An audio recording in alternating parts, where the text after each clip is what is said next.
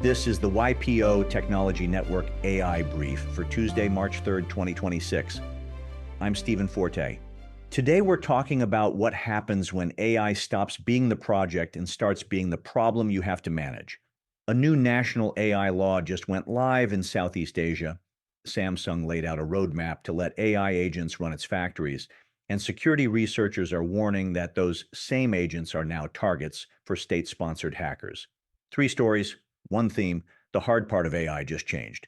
Let's get into it quick. So here's the backdrop. The conference board dropped a survey recently showing that CEOs now rank AI as their single biggest business risk. Not cyber, not geopolitics, AI. And that's not because they've soured on it. Confidence in AI-driven growth actually went up.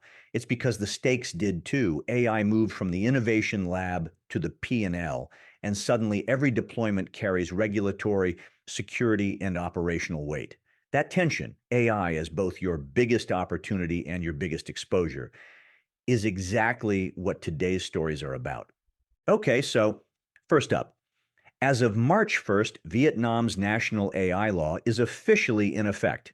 This is one of the first comprehensive AI laws in all of Southeast Asia, and it's modeled loosely on the EU AI Act. Risk-based framework, mandatory human oversight for high-risk decisions, disclosure obligations, a centralized governance role under Vietnam's Ministry of Science and Technology.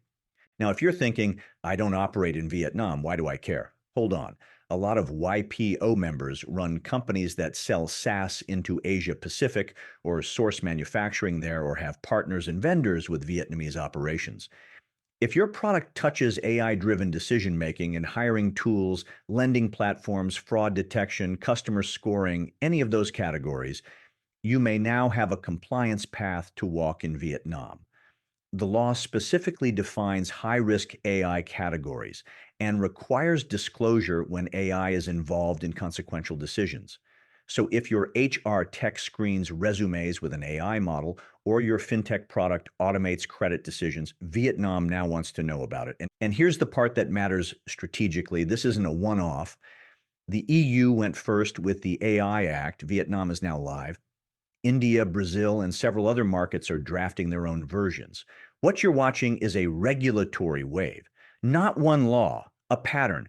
The companies that build compliance infrastructure now, that bake disclosure and risk classification into their product development process, those companies won't have to scramble every time a new jurisdiction goes live.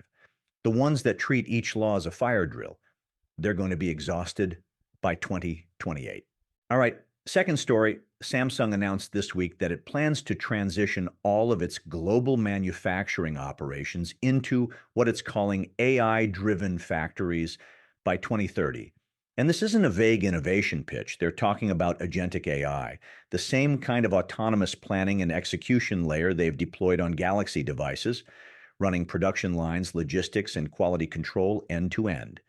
Here's what caught my attention. Samsung isn't describing AI as a tool that helps workers do their jobs better.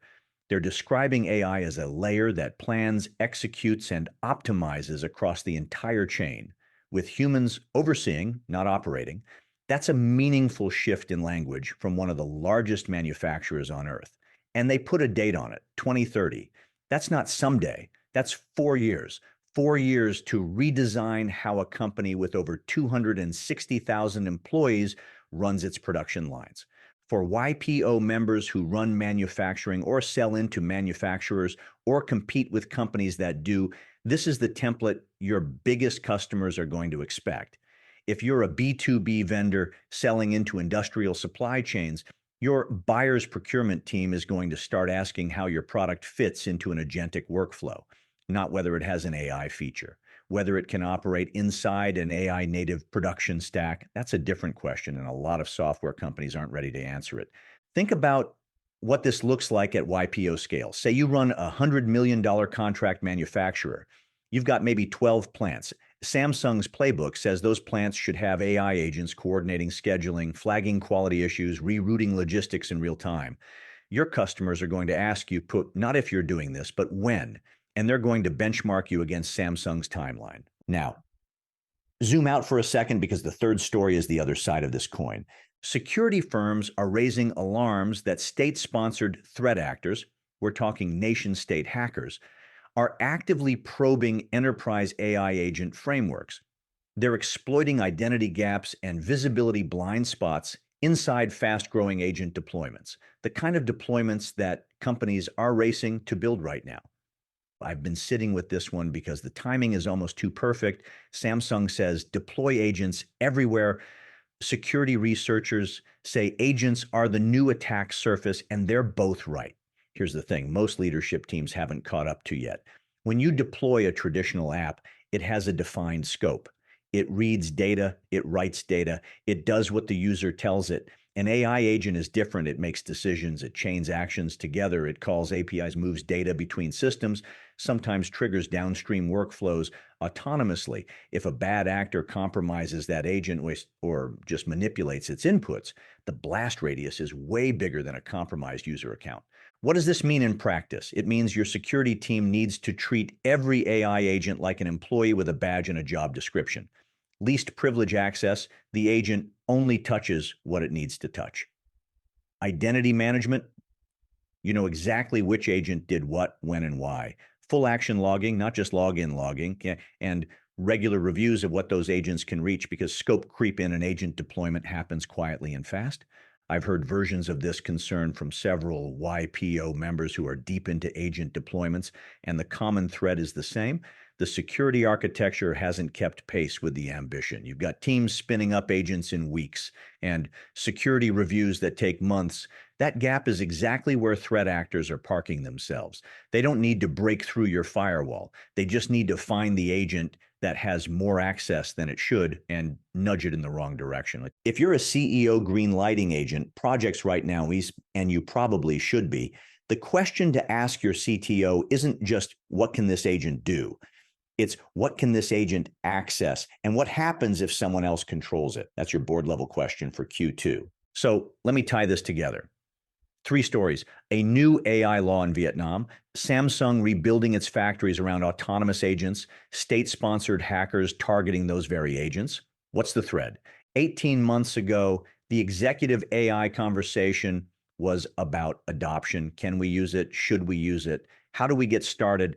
That conversation is over. The new conversation is about governance. How do we stay legal across 12 jurisdictions when each one defines high-risk AI differently? How do we secure autonomous systems that make decisions without a human in the loop? How do we build fast enough to compete with Samsung's timeline while building carefully enough to survive a nation-state attack?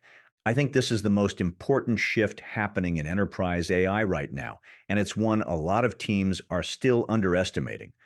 Deploying AI is no longer the hard part. Managing it legally, operationally, and from a security standpoint, that is the new executive challenge. The companies that build governance into the foundation won't just avoid risk. They'll move faster than everyone else because they won't have to stop and rebuild trust every time a new regulation drops or a new threat emerges. Governance isn't the brake pedal, it's the steering wheel. Bring that to your next forum meeting. Ask your table, who owns AI governance in your company? If the answer is nobody yet, that's your Monday morning action item. That's the YPO Technology Network, AI Brief for Tuesday, March 3rd. I'm Stephen Forte. If this hit home, send it to a fellow member who needs to hear it. I'll be back tomorrow with more. Until then, stay sharp.